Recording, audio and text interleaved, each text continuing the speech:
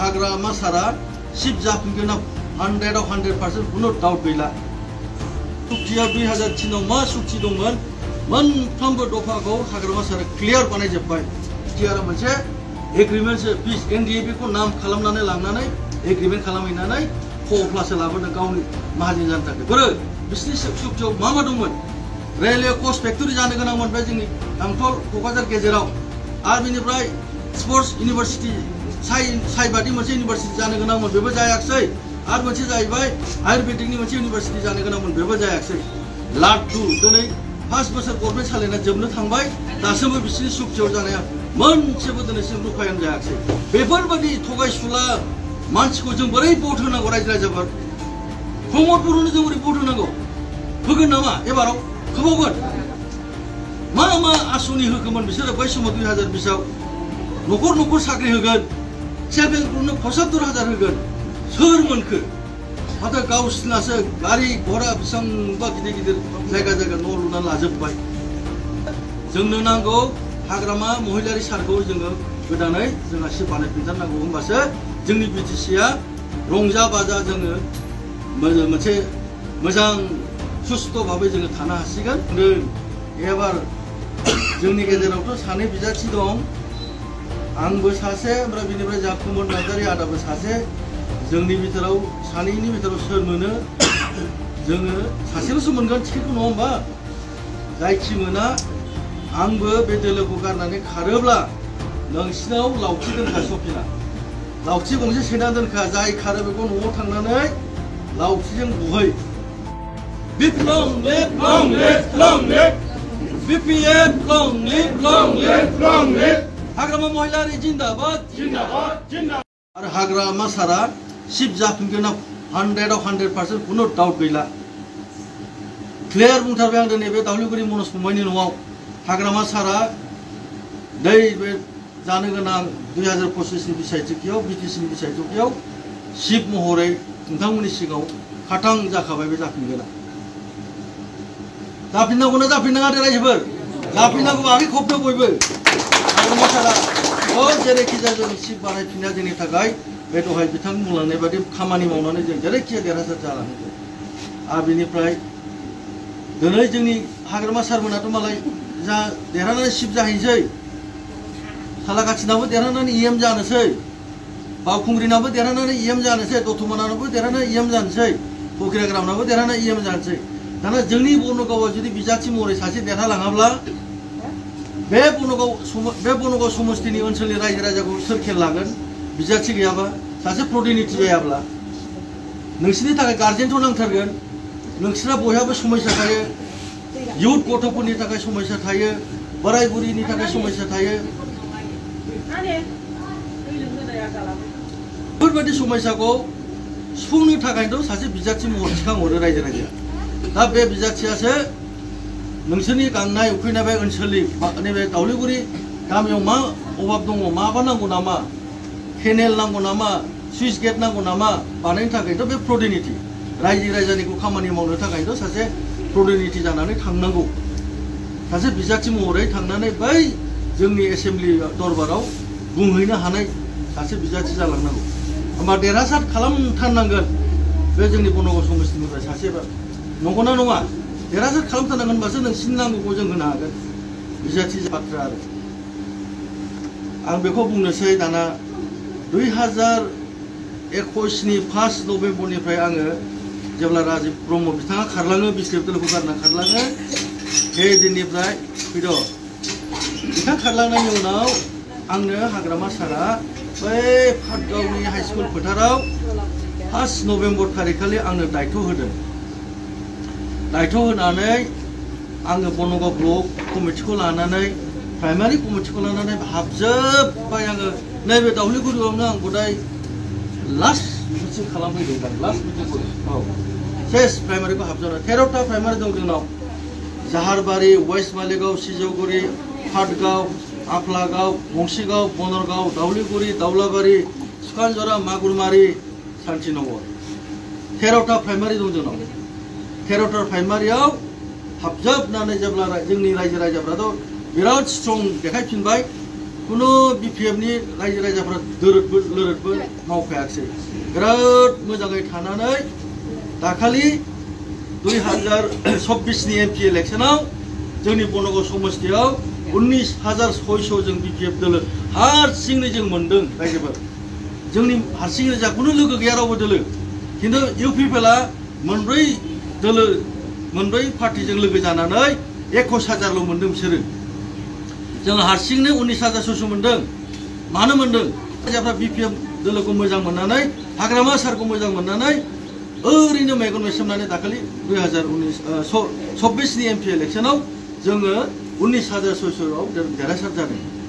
बिसोर खिन्थु मोनब्रै दोलोजोंसो 21,000 मोनदों नै दिनै दाना बिजेपि इउपिपिएल आलादा आलादा गेलेनोसैलायनो दाना बिटिसिआव दाना 21,000 खौ रानदो खावसे रानोबाथ'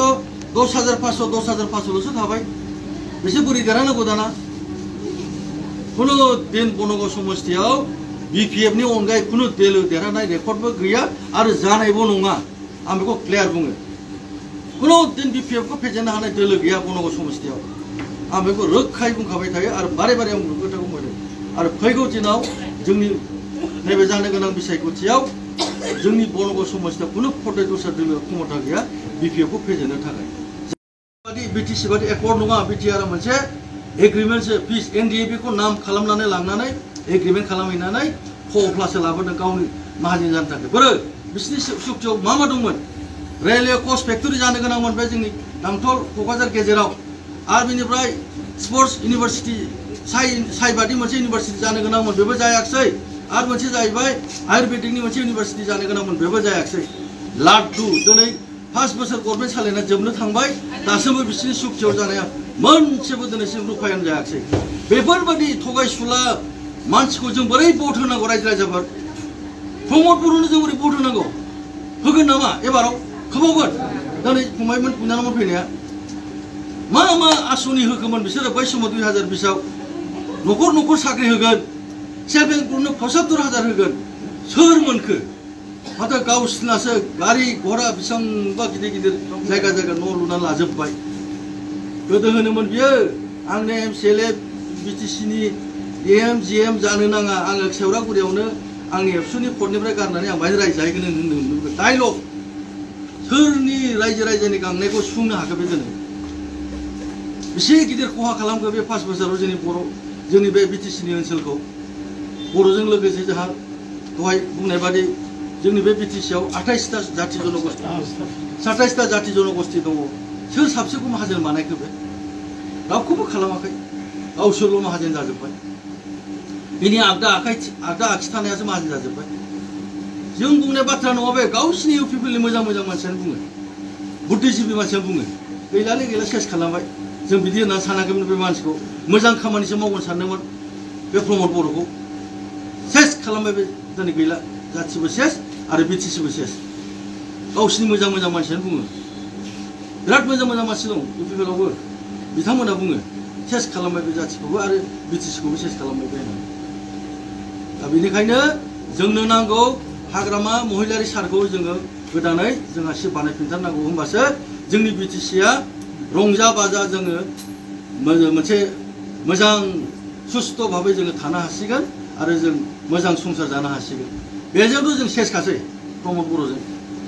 मा मावखो बे जेबो गैया मोनसेबो गावसिनि सुक्तियाव जानाय एनडिएफबिफोरखौ बेसाराफोरखौ धंस खालामबाय सोर एनडिएफबिफ्रा सोर जेलाव थालाजोबनांबाय रन्जन दैमारि मानगोनां रन्जन दैमारि बिथाङा दिनै मानो मास मोनसेल' सुथि मोननानै आरो थांफिननांगौ जेलाव बे सुक्ति सागान सिगनेटारि मानसि बे सुक्ति खालामग्रा मानसि बबे आयेनाव दं बबे दुनियाव दं बेखौ मिथियै सुक्ति खालामखानानै जेल सिङाव थाहैफिननांनाय माबादि सुक्ति खालामखो बेखौ सुक्ति होनो नामा जोंलाय जोंनाबोथ' गोदो केसबो दंमोन नन हाइनास हाइनासफ्राव जोंनि बिएलटि सुक्ति जानायाव साफ्फा जोंना रेहाय जाजोब्बाय हाग्रामा साजों लानानै जेसेबां बिएलटि दङ बयहाबो केस दंमोन हाइनास नन हाइनास केस दंमोन साफ्फा स्रां गैला मोनसेबो केस गैला जोंनि बिएलसिआव दिनै साफ्रोमबो बिएलसिआव केस गैला कुनु बिएलसि होननानै जोंनाव कुनु केस गैला खिन्थु एनडिएफबिफोरनाव दासिमबो केस दं थगायनाय जायाखै बे सोर थगायगौ बेखौलाय प्रमद बर'आ थगायदों बेखौ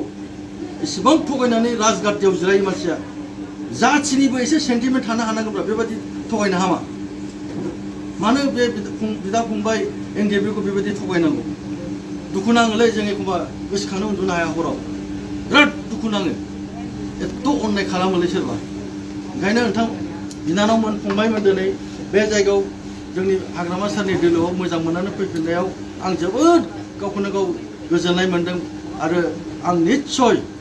दायित्वखौ ग्रहण खालामनो हायोब्ला आङो निस्सय जेसेबां दङ आं नोंथांमोननि नामखौ लिरना लाखाजोब्बाय आङो जोंनि सरकार फैयोब्ला नोंथांमोननि निधिखौ आङो सुफुंनो थाखाय आं नाजाबाय थागोन दे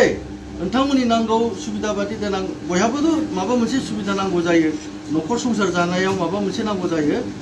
जोंनि सरकार बानायनायनि उनाव बे सुबिदाखौ आङो जाफुंसार महरै आं होगोन दिनैनि दिनाव आं खोथाखौ नैबे मनज फंबायनि न'आव आं खुला खुलि खोथाखौ बुंलांबाय दे बेखौनो लानानै जों मोनसे स्ल'गान होनोसै खालामबोबाय थायो गोदोबो मनज कुमार ब्रह्म बिथाङाबो खननै इएम जादों बिथाङाबो 2015 दोलोखौनो गानो ब्लड दस्रा दोलोआव थांलायबाय आरो बिनि उनाव जोङो 2015निफ्राय राजीव ब्रह्मखौ बानायफैलायबाय बिथाङाबो जोंनि दोलोखौ जालदाब गारनानै दस्रा दोलोआव थांलायबाय बेसेबां थगायजाबाय थानो नेताफ्रासो थगायगासिनो रायजो राजाखौ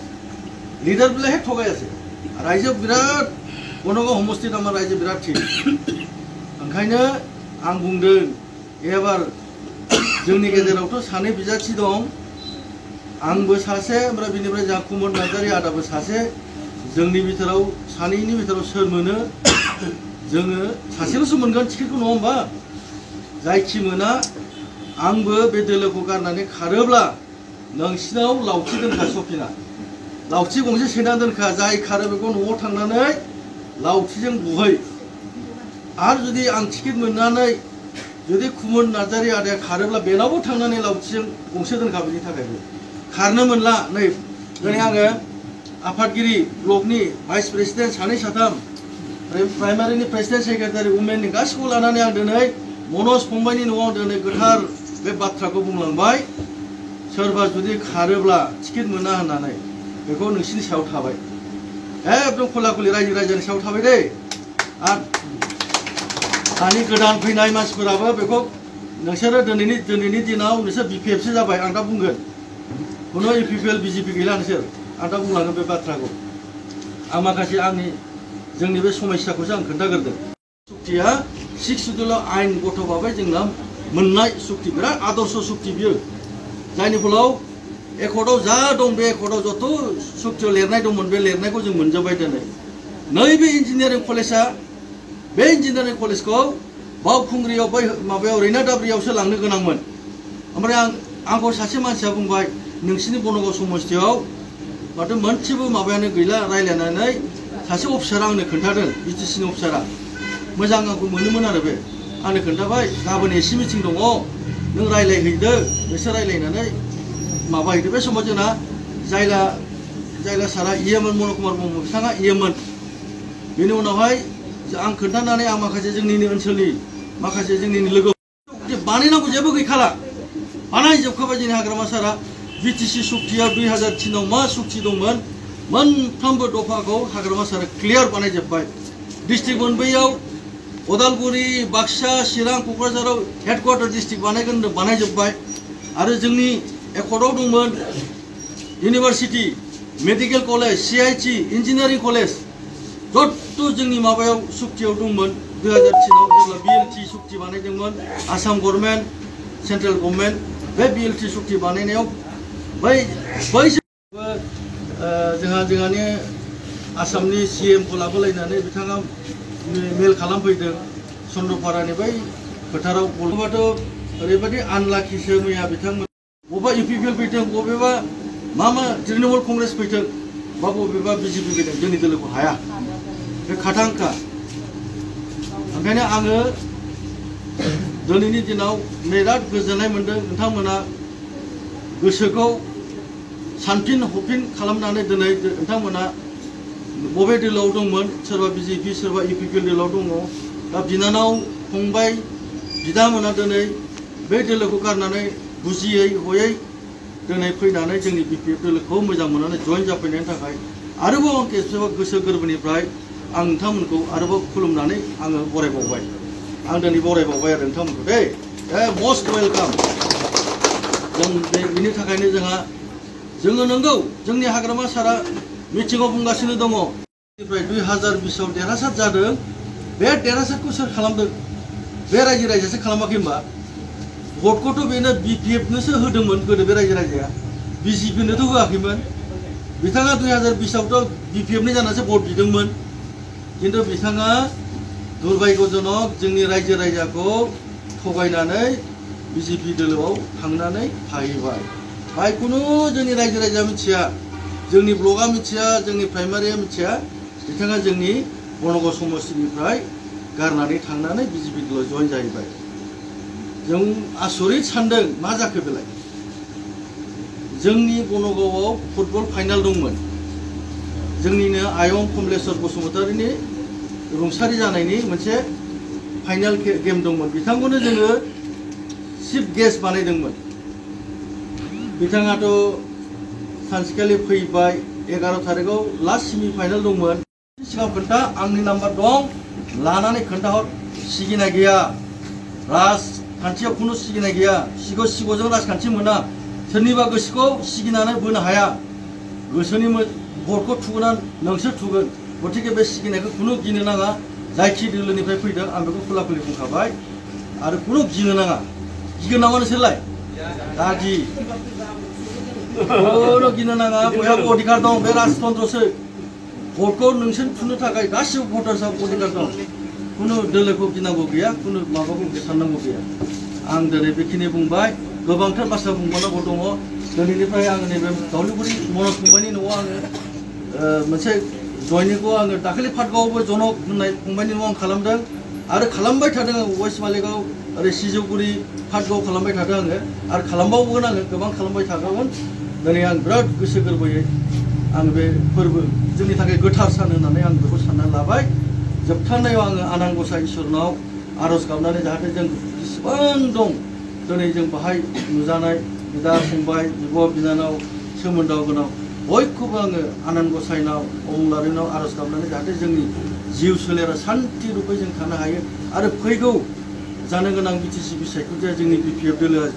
जय जानानै जोङो हाग्रामा सारा जोंनि BTC खौ चिफ महरै सरकार दानो हायो आं बेखिनि बुंनानै दिनैनि बिबुंथिआव बाहाय फोजोबबाय गोजोन्थों